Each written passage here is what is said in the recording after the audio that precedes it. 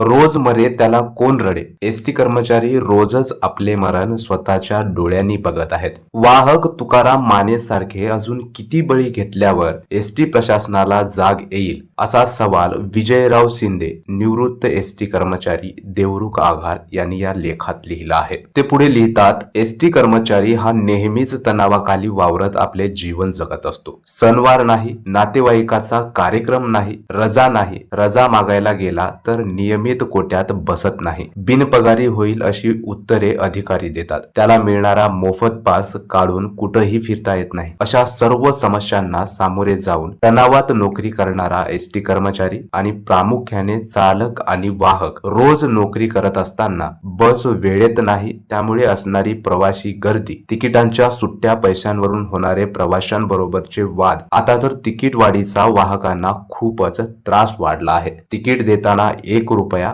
2 रुपये अशा वाढीमुळे वादावादीचे प्रमाण वाढले आहे. खेडेगावात नेटवर्क प्रॉब्लेम, त्यामुळे मोबाईलद्वारे पे करता येत नाही, जेणेकरून वाहकाला या सर्व अडचणींना सामोरे जावे लागते. सामान्य माणसाला मोबाईल कळत नाही. देवरुख आगारातील तुकाराम माने या वाहकाचा ऑन ड्युटी असताना दुर्दैवी मृत्यू झाला. मनाला खूप चटका लावून जाणारी ही घटना घडली. म्हणतात ना, रानात पडून मरा, आणि अशीच ही घटना. एका रानात त्यांचे दुःखद निधन झाले. आपल्या कुटुंबातून आदल्या दिवशी डब्बा घेऊन जाणारा माणूस दुसऱ्या दिवशी बिचारा घरी आलाच नाही. काय वेदना झाल्या असतील. कैलासवासी माने परिवारावर आलेले संकट भयानक आहे. आपण म्हणतो काय तर त्याचं आयुष्यच तेवढं, पण कदाचित उपचाराची मदत मिळाली असती तर वाचलाही असता. माने परिवाराला या दुःखातून बाहेर पडण्याची परमेश्वर ताकद देव. नोकरीच्या निमित्ताने आपले दूरवरचे गाव सोडून अशा ठिकाणी मरण यावं किती दुर्दैवी आहे. ना कधी वेळेवर जेवण, ना कौटुंबिक स्वास्थ्य, ना चांगले रस्ते,